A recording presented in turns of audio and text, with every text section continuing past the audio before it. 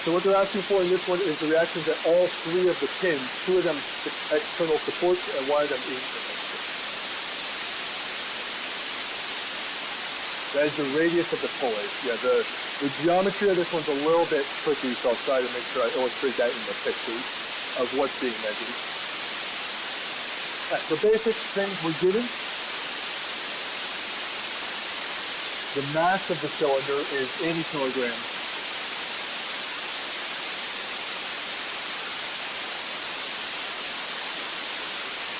And here we do want both external reactions,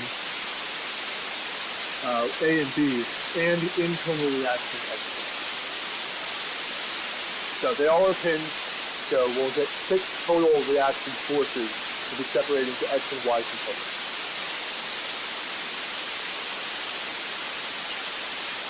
So first thing we can notice is it is statically indeterminate.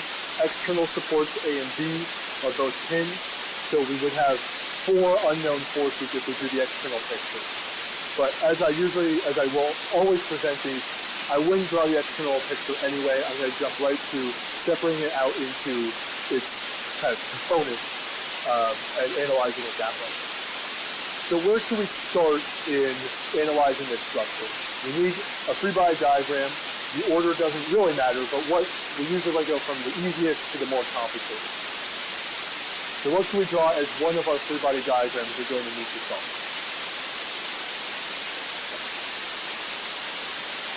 Right, so BC, and by BC, when we're doing these, we can't cut through the structure like we do in trusses, because here that would give us 3 unknowns if we actually cut through it, which we will get to at the end of the course for internal forces, but we don't want to actually separate within a member. We want to keep it entirely intact. So the first free body diagram, and this one will be an easier place to start, is what I'll call member BC, but it's that entire bar, that entire horizontal bar we have to keep.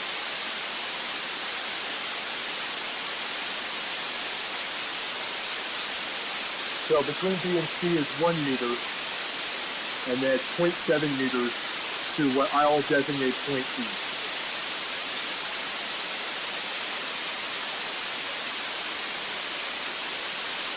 So that entire blue bar from B to C, and then that overhanging piece also.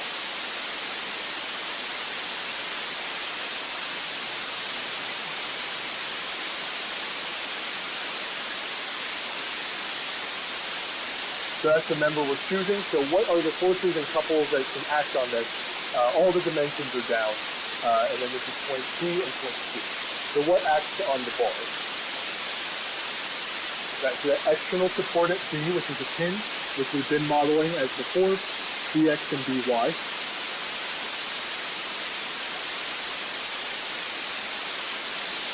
Right, that internal pin was connected to member, I'll call it AD. So it's an internal pin. We can select whatever assumptions we want in this picture, but keep in mind it's an internal pin, so that will have a repercussion in the other, if we draw the other picture with C.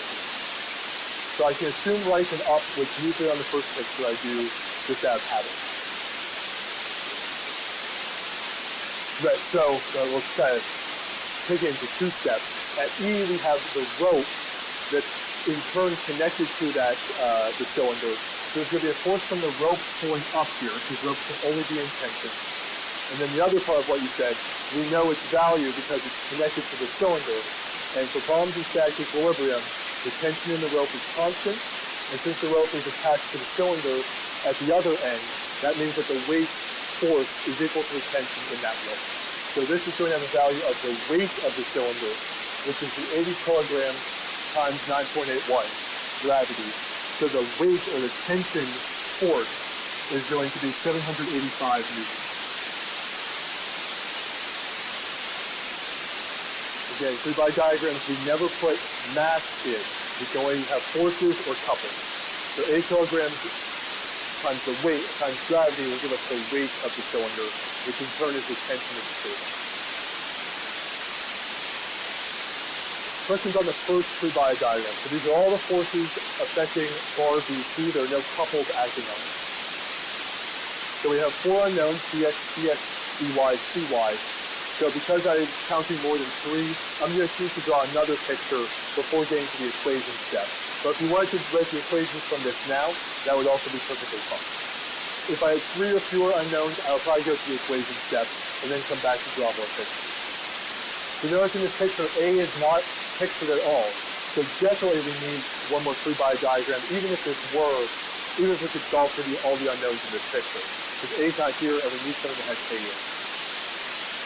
So we need at least one more free-body diagram.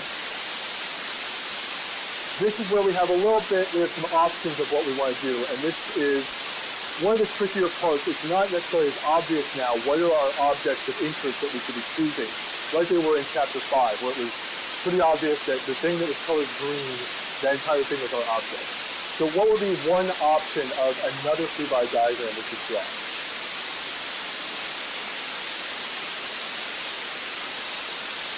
In this case, because it's horizontal, that's true. We will be able to get some numbers out of it. So again, the order you choose to do it in could be different than someone else's, and both are okay ways to do it.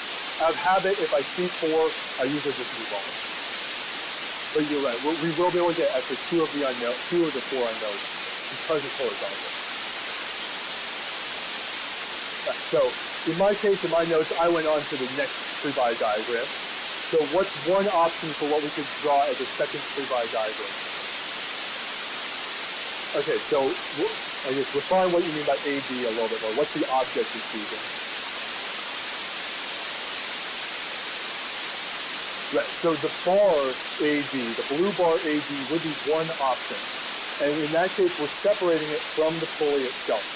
So I'm not going to draw it up here, but if you just imagine it, what are all the reactions that would then be acting on bar AD, just the bar AD?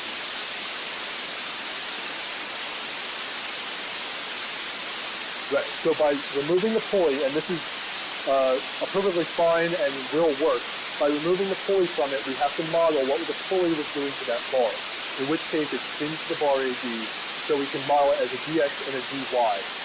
So just before we get that far, if we imagine that we're now going to have ax and ay as new unknowns, dx and dy as 2 more unknowns. So we're going to get a total of 8 unknowns between the 2 pictures. So what other free-body diagram would we need to draw in that case? Yeah. Right, we'd have to then draw the pulley, which is being acted upon by dx dy, in turn where it was connected to the member AD, and it's being affected by the tension in the rope. So there's nothing wrong with that. We would need 2 more free-body diagrams to solve this. So if we look at what they're asking for, they're not asking us to find D. In real life, I'm sure would be interested in that, but for the purposes of this example, we don't care what dx dy are. So that's a perfectly fine way to do it, but we can do it a little bit more efficiently, which we might be interested in doing. So what's another option of what we can choose instead of modeling AD, the bar, and the pulley at D?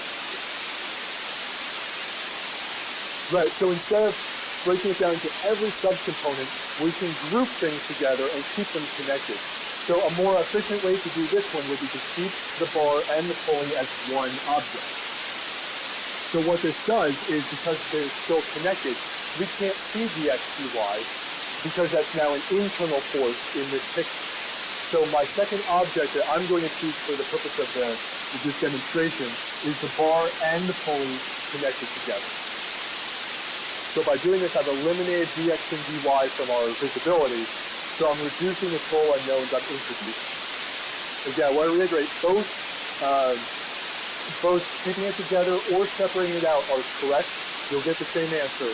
This is going to eliminate 1 picture and 2 equations, though, that we would have, because we never see dx dy, and therefore we don't need a picture of just the pulley itself. I'm going to make this a little bit bigger since the geometry is a little bit confusing on this one. Right, this is point A, this is point C.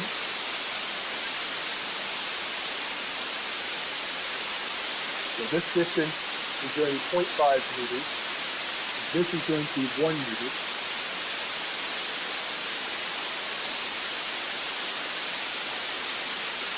The distance from the horizontal distance from C to the left end of the pulley is 0.7 meters. And the distance to the right side of the pulley is the additional 0.2 meters. And this will be crucial for when we start putting the forces on. Right, so A to C horizontally 1 meter, C to what they call D is 0.7, D to the end, the right side of the pulley is the additional 0.2 meters. These are all the dimensions of the rod pulley unit put together. So what are the forces and or couples acting on this object? No, one at a time. Right, so AXAY. AX is an external support, so we can make that assumption AX right, AY up is the most convenient. Right, then what do we have?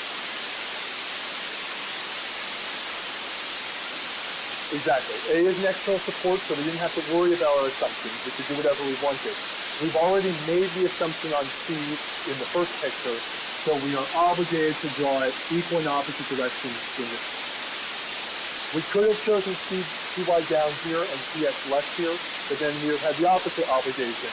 We've already made the one assumption, so we have to stick with that same assumption that we started with. So pin at C, pin at A taken care of. What's happening at the pulley at D then?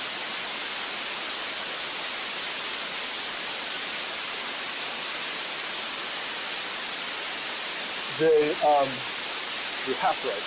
The first statement is right. Let's start there. So on the right side, what we're going to do is in this object, I'm not including the rope. I'm cutting through the rope as part of this picture. So I really am including some of the rope, but I can cut through this part. So I'm not including the cylinder. So I have to, since I cut through the rope here, I have to model what was keeping that rope together. Well, that was the tension in the rope, which I already know is 785 newtons. But then it wraps around the pulley, and then I have this part of the rope that I'm also going to cut through, because I don't want to include the part of the rope that's attached to the first free-body diagram I drew. So I'm keeping some of the rope, but then cutting through it before it connects to point E. So now because I cut through that, it's still in tension on this side, and because we're in static equilibrium, it has the same force to it. So it's actually two downward forces when we go around the pulley. Again, because it's in tension, these have to be coming out from that cut surface of the rope that we went through. And if you imagine, if we did draw the full external free body diagram, then I wouldn't need to cut through this rope. I would only be cutting through the right end of the rope. There's a quick sketch of what that would look like. The full free body diagram, this is an internal force in that diagram. This I can see. Again, that part of the rope I would not be seeing. And then I would be having, in that case, AXAY, PXCY, and I can't see that reaction at C. So that external picture is different because I'm keeping that rope intact on the left side, but not the right side. And CXCY I can't see because it's internal to that picture. So that's the difference between the external and the two internal pictures. Questions on the second free body diagram. Definitely more involved than the type of 2D rigid bodies we saw in the past. We should be very careful of how we choose the models. And one last time, there'll be nothing wrong with taking the rods separately from the pulley. We just introduced another free body diagram and two more unknowns. But it's still solvable system. We count up our total unknowns. We now have 6 by choosing to keep the rod AC and the pulley intact. So we can get up to 6 equations out of these. So we can start writing those equations. So I'll start with free body diagram 1 because both of my pictures have 4 unknowns in them. So it doesn't look like 1 is necessarily better to start with. So in the x direction I have dx plus dx. Nothing I can do with that one at the moment. In the y, according to my picture, I have by plus cy plus 785.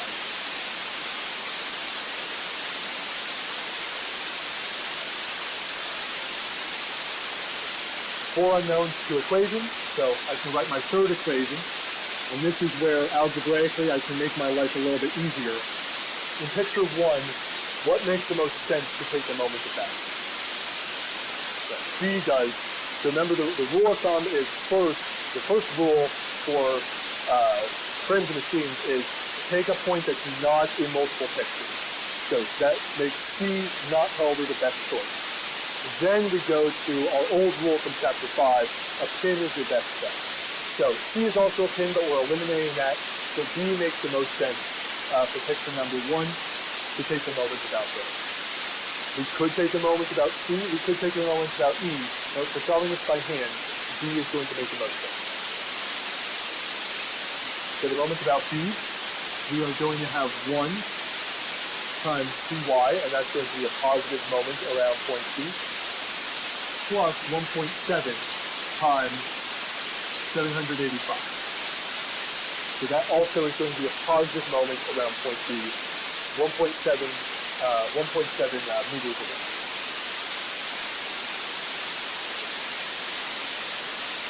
So the way that we, since we chose to take a moment without B in equation 3, now we have only one unknown, and we can solve for that unknown. So equation 3, that gives us the value for Cy, according to our assumption, as negative 1330 meters.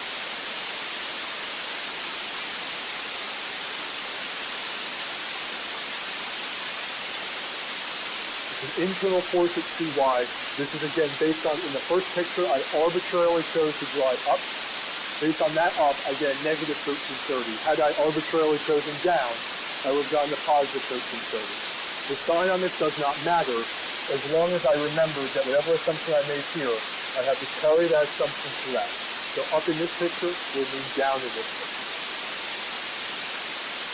Before I move on, I can go up to now equation 2. Because now I'm only left with dy as an unknown. So for dy, I get 550 meters. It's positive, it's an external reaction, so I can interpret that to mean that it is pointing indeed up. My assumption was correct on dy. Equation 1, I still have 2 unknowns left, so I'll save that one for a little bit. So there's 2 of our 6 things we want to know so far. Any questions to this point? I've used up all the equations out of free-body diagram 1 now, so now I have to move on to free-body diagram 2 to get the remaining 3 equations to get my 6 unknowns.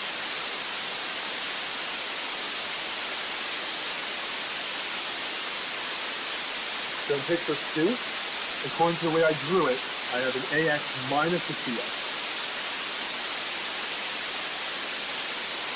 Nothing I can do with that right now.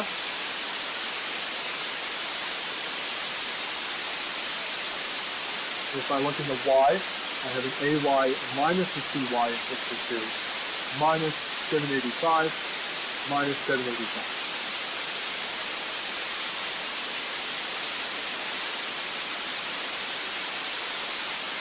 So this is where kind of that rule of thumb is going to be beneficial to us. Because we took that moment around B in equation 3, by this point, we know what Cy is. So we can now find AY in equation 5 based on our knowledge of C.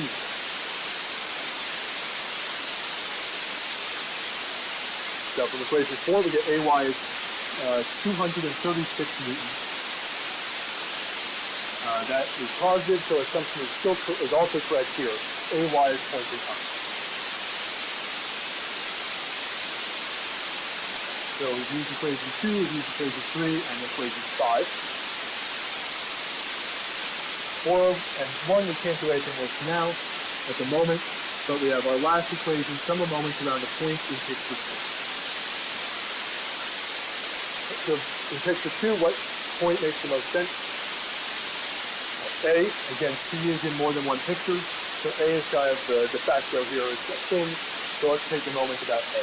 Again, we'll see how our choice in equation 3 is going to help us in equation 6. So here are the moments about A. Again, this is all based on the free body diagram. I will later put in the numbers. According to the picture, I'm going to have positive 0.5 times Cx. According to the picture, that creates a positive moment around A. Knowing nothing about the number for Cx or the number for Cy, just based on that picture. Also based on the picture, I have minus 1 times Cy. So Cy is 1 meter away, and according to the way I drew the arrow, is creating a clockwise moment around A. I'll then have minus 1.7 times 785 from the left, the tension on the left side of the pulley, and then minus a 1.9 times 785 from the tension on the right side of the pulley. At this point, I can substitute in numbers that I know. So now for Cy, I can put in that negative 1330. And this is why it's really important to follow the picture and not your numbers. It's still negative 1 times Cy, but now it's going to be negative times negative 1330, so the result of this will be a positive number. If you go right ahead and put in a number for Cy, it's very easy to make a sign error and just put plus negative 1330 here, when it should be minus negative 1330. So really important step, those are variables, then substitute in the actual values that we found. Because again, we're being consistent with our assumptions. So this equation is based on the same assumption that equation 3 was made. Now in equation 6, since we already know Cy, we can find Cx.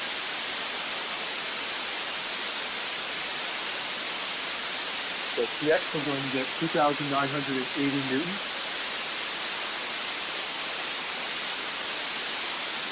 It's an internal force, so we can't really interpret the direction of it because it's one direction in one picture and the opposite direction in another. Once we know Cx, we can then go to equation 4, and now we can get that external support Ax, which is going to be a positive 2980. So it's actually, so our assumption was correct, it's pointing to the right.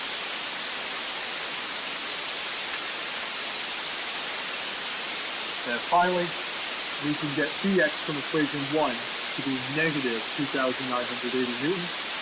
Our assumption was incorrect, which is fine, but we interpret that to mean that it actually points to the left.